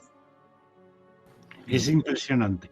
Y te puedo contar casos que los he vivido yo, que los he visto yo y que han sucedido en carreteras. Si un día queréis, hacemos un programa de carreteras. De la chica de la curva. El clásico. De la chica de la curva, de las personas, de grupos enteros, de personas que flotan, de jirones de niebla que se convierten de pronto en seres o en formas humanas y tienen un comportamiento inteligente. Bueno, pero es que yo he visto eso. Yo he visto... y un testimonio que tengo. Mira, ese día además podíamos poner un testimonio que tengo de una pareja de señores mayores. Están ocultos tras la sombra en mi canal de YouTube. ¿Tú lo recuerdas, Alejandro? Que vienen en dirección a Bogotá y de repente pues dan un salto en el tiempo como de 1 hora y pico. Ah, sí. O sea, Eso pasa aquí también. Sí, tengo una muchos cosa casos así. súper loco. Lo tengo grabado, tengo grabado todo el testimonio, que es muy extraño, porque la señora dice que ella lo que siente antes de que pase esto es como si un ser o algo quisiera entrar dentro de ella, y se lo dice al marido. Me estoy encontrando mal, parece que es como si una cosa se me quisiera meter dentro. Y de repente estaban a 2 horas y media de Bogotá y de repente están a 1 hora de Bogotá. Una cosa muy absurda, muy loca. Pasa. ¿Por qué? No lo sé. Pero pasar, pasa. Oye, chicos, nos metemos en el siguiente caso a echarle un vistazo y que nos comentéis, que es el cortijo mejorada, ¿correcto? Miguel, ¿qué es el cortijo mejorada? ¿Dónde está? ¿Qué connotaciones tiene? Pues mira, está en el pueblo de Los Palacios, en Sevilla, y está construido a mitad del siglo XVIII, en 1726, por un don Luis Ortiz de Sandoval y doña Inés de Sandoval y Zúñiga. Y solicitan, aparte, el derecho de hacer una capilla para tener una oratoria rural, en la mejorada. Se sitúa, como hemos dicho, en el pueblo de Los Palacios y Villafranca.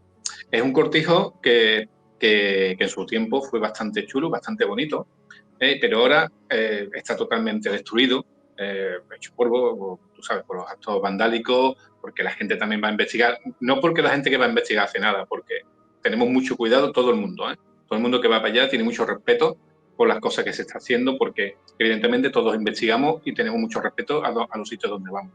Pero claro, hay otra gente que va con otro tipo de historia y les da igual y destruyen y rompen y demás.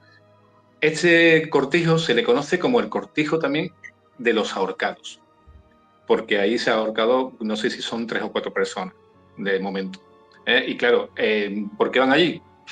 Pues no lo sabemos tampoco. Será porque está apartado, ciertamente está un poquito apartado, y allí suelen pasar ciertas cosas. Y aquí el maestro, a partir de aquí, el maestro nos puede contar varias investigaciones que ha hecho él. ¿Cómo llega hasta el caso, José Luis? También porque te lo comentó la gente y demás. Sí, este caso llega porque yo daba clase de adultos en un centro de Sevilla, clase de adultos para preparar, era oficial, para preparar el acceso a la universidad y demás, ¿no? Y entonces una de las alumnas que había, que tendría 25, 26 años, sabiendo que a mí me gustaban estos temas, me había visto ya a veces en televisión, en radio y eso. Se me acerca un día diciendo si me puede contar una cosa, si me puede hablar de una cosa. Y le dije que sí, y entonces me cuenta que va allí al cortijo ese, porque ese cortijo está muy cerca de un pueblo, como decía Miguel, Villanueva, y allí va la gente a ahorcarse, pero va la gente a hacerse fotos de boda. Y va la gente a hacer pases de modelos. O sea, es algo, una fuerza telúrica totalmente controvertida y totalmente, absolutamente incomprensible. El caso es que ella era modelo y va con la productora, con la fotógrafa, una tarde de verano con un calor brutal. Calculan que allí esa tarde a las 4 o 5 de la tarde no hay nadie, porque si hay se va a derretir de todas formas, y piensan, ahí vamos a estar solos. Como los alrededores son muy bonitos, como el patio de columnas de ese cortijo es muy bonito, y como las albercas y las tinajas, tinajones grandes que hay en el cortijo son muy bonitas, es un buen sitio para hacer fotografías, ¿no?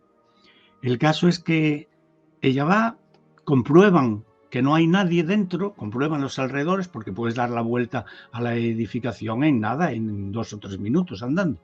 Comprueban que allí no hay nadie y empiezan a hacer fotos. Y cuando empiezan a hacer fotos oyen una voz que parece que viene de un pozo, que dice mamá, mamá, mamá. Y entonces cogen las cámaras, ven que allí no hay nadie y se van a toda velocidad. Y nosotros empezamos a interesarnos, llegamos allí un día, Paco Gallardo y yo, a investigar qué es lo que está pasando, y nos encontramos con un señor que está limpiando el cortijo y la capilla. Pero nosotros pensamos que es alguien del ayuntamiento o de la propiedad, y nos dice que no, que ese es un lugar, por así decirlo, casi sagrado, y que él va allí todos los días a limpiar lo que la gente lleva y tira, y grupos que hacen también reuniones y vasografías y cosas de esas. Pero que allí están pasando cosas muy raras. Nos cuenta el caso de 4 chicos, 4 jóvenes, que se llaman Laura, Diego, Carol y Jessica, que un día salen de Sevilla, era el cumpleaños de Laura, y empiezan a buscar un sitio para celebrar el cumpleaños a la sombra.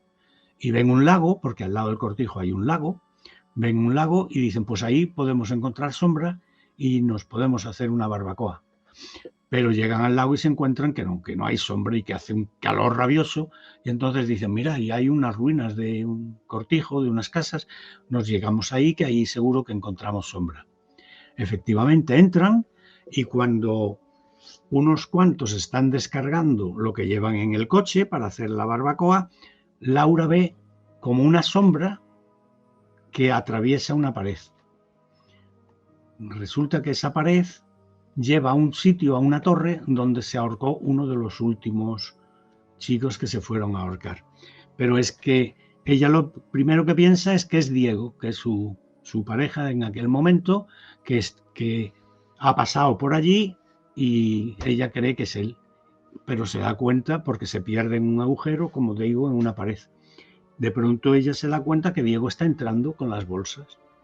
Y entonces le cuenta el mal rollo que ha tenido a los componentes del grupo, y deciden irse a otra habitación más lejana. Dicen, bueno, eso habrá venido a la cabeza, será un alucine tuyo, un flash tuyo, y se van a otro sitio más alejado, que es donde está la capilla. Pero cuando está allí Jessica en la capilla, viendo aquello, los otros vuelven a ir al coche a cambiar las cosas, y piensa que su hermana ha entrado, Laura es su hermana, se le ha echado encima porque ve el pelo de la hermana que le cuelga por encima. Pero la hermana está entrando por la puerta en ese momento. Entonces la imagen que se produce allí es de auténtico desconcierto y de pánico. Y en ese momento, Laura siente una molestia en la espalda, un picor en la espalda, y cuando le levantan la camiseta, notan como unos arañazos de 4 dedos en varias direcciones, que se van intensificando. Todo esto nos lo cuenta, y entonces Laura nos dice, eso pasó hace 20 días o así, ya creo que no tengo nada. Y se levanta la camiseta para que veamos que la piel está limpia y que no tiene ningún resto de ningún arañazo. Seguimos nuestra investigación para que ellos nos vayan contando los sitios donde han estado, donde han visto sombras, donde han visto oído arrastrar de pasos y demás. Y entramos en la capilla, por fin, y en ese momento, mientras, además tengo fotos donde se ve clarísimamente, estamos entrevistando a Laura y a Jessica para que graben lo que ellos han visto y lo que sienten. Laura, que está de espaldas a una pared donde hay una ventana y no hay nada, ni hierbas ni nada, empieza a sentir molestias en la espalda. Me está pasando, me está pasando, me está pasando otra vez. Se levanta la camiseta y vemos y filmamos y fotografiamos unos arañazos que se están produciendo e intensificando en la espalda de Laura. Se van convirtiendo en pompitas de agua, como cuando tú tienes un arañazo que se te convierte en pompita de agua, y durante más de media hora se van intensificando esos arañazos y nosotros fotografiándolos, evidentemente. Nos vamos. Decimos que si ese caso lo podemos llevar a Cuarto Milenio. Pedimos permiso a los padres nos dan permiso por escrito, porque en aquella época eran menores de edad, algunas de ellas eran menores de edad. Nos dan permiso por escrito, llenan los formularios de Cuarto Milenio dando su consentimiento, padre y madre. Llegamos con Cuarto Milenio, Miguel está con nosotros también, viene ese día, ¿y qué pasa? Pues le ponen la diadema de Dios, el casco de Dios, que capta las vibraciones, las ondas cerebrales, alfa, beta, delta, etcétera, etcétera. Vienen unos especialistas de Barcelona que lo están haciendo. Laura está muy nerviosa, se nota que tiene unas pulsaciones muy fuertes y está muy nerviosa, pero todo normal. Ella cuenta, cuando ya estamos recogiendo todo, de pronto Laura dice, me duele, me duele, me duele, me duele. Era un día que hacía 1 grado de temperatura. Laura llevaba... ¿A que sí? Laura llevaba una camiseta, una camisa, un polar y un anorak. Todo encima. 4 capas. 4 capas. Y de pronto le empieza a levantar la ropa y se están viendo. Pero no solo ante nosotros, sino ante los chavales porque eran jóvenes, de expertos en medicina de la máquina que le habían puesto. Y sobre todo de un catedrático de psicobiología de la Universidad Complutense, Manuel Loeches, que había venido a investigar ese caso también con Paloma Navarrete de Cuarto Milenio. Y en ese momento dice Manuel, coño, graba, ¿qué está pasando? ¿Qué está pasando? ¿Sabes? Porque ya la cámara en ese momento había dejado de grabar. El cámara coge la cámara, la vuelve a poner, yo tengo una GoPro, me tiro al suelo detrás de Laura y empiezo a grabar y digo, Laura, agáchate un poquito, dóblate un poco, súbete más para que la luz me diera la grabación perfecta de los arañazos. Y he grabado cómo se producen los arañazos, cómo se intensifican de una forma perfecta, tanto en foto como en película. Oye, qué locura. Que ahí sucedieron varios hechos luctuosos en esa zona, aparte de los 3 ahorcados, que lo comprobamos con la policía local y nos dijo, por supuesto que sí, pedimos permiso al comandante de puesto y eso, nos dijo que sí, que podíamos hablar con la policía local nos informó de todo, incluso un policía local jubilado vino con nosotros porque le gustaba mucho el tema de la investigación, vino con nosotros y también nos contó que en sus tiempos se veían ahí cosas, ¿vale? Y aparte de eso, pues hay una leyenda que dice que ahí vivía un aparcero, un trabajador, que le llamaban Juan Sin Tierra, otros dicen que Juan Sin Sangre, ¿vale? Que maltrataba a la mujer y a una niña pequeña que tenía. Esa niña pequeña deambulaba por la hacienda y esa niña pequeña, dicen, pero no se ha podido demostrar, que se cayó a un pozo que hay dentro de una sala de columnas hermosísima. Se cayó a un pozo. El pozo existe, ¿vale? Otros dicen que no se cayó, que alguien la tiró, que la tiraron, que el padre, como quiso apuñalar a su madre, pues también tiró a la niña al pozo. Lo curioso es que la gente del pueblo lleva juguetes todavía hoy en día y los tira al pozo para que juegue el espíritu de la niña. ¿Vale? ¡Qué O sea, locura! un caso increíble porque conocemos a los testigos. Hemos pasado horas y horas y horas con los testigos.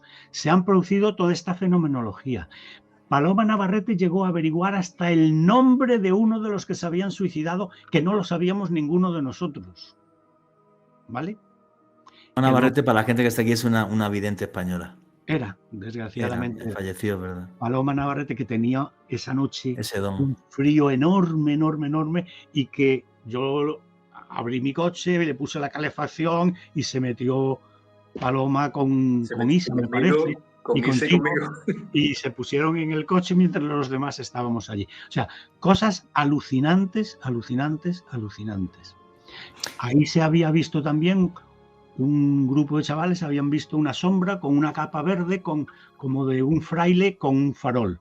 Y el chaval, cuando lo vio, se cayó al suelo. De la impresión, se cayó al suelo. Y no lo quiso contar a sus amigos para que no se rieran de él.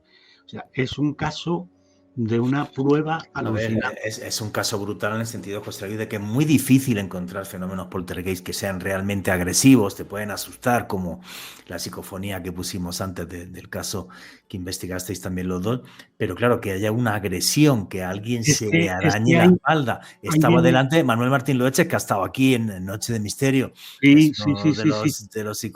de los psicobiólogos más importantes de España, ¿no? Cualquier psicólogo. Ahí tuvimos luego un debate en Cuarto Milenio donde él trataba de buscar una explicación psicosomática, ¿sabes? Que era la mente de Laura, la influencia de la mente de Laura por lo que ella sabía que había pasado en ese cortijo. Pero Laura es que no sabía nada de lo que había pasado en ese cortijo. Ella iba ahí a divertirse. Sí, pero la cara de Martín Loeche, que la vi yo, la cara de Martín Loeche era alucinante. Estaba así, con la boca abierta. Claro, porque él es escéptico de estos temas, pero cuando lo tienes delante, lo estás viendo y no hay vuelta atrás. Está pasando. Decía, está pasando. Graba, que está pasando. Graba, que está pasando. Le puedes dar las explicaciones que tú quieras. Muy pero la espalda 3 veces, 2 vistas por nosotros y fotografiadas, arañazos de manos, de dedos. 4 dedos, en vez de 5, 4 dedos, en un sentido y en otro, ¿sabes? Y ella no sabía nada, y nunca le había pasado en ningún otro sitio, nunca, ni en ninguna situación, ni de dolor, ni de felicidad, ni nada. Jamás le había pasado.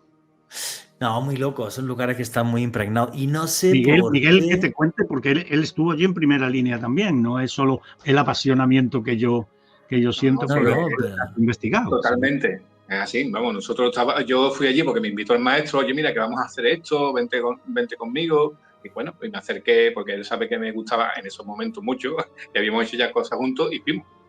Y cuando yo vi la escena, te digo, parecía como si fuese que está rodando alguien una película, porque era una escena que tú decías, hostia, esto está pasando de verdad.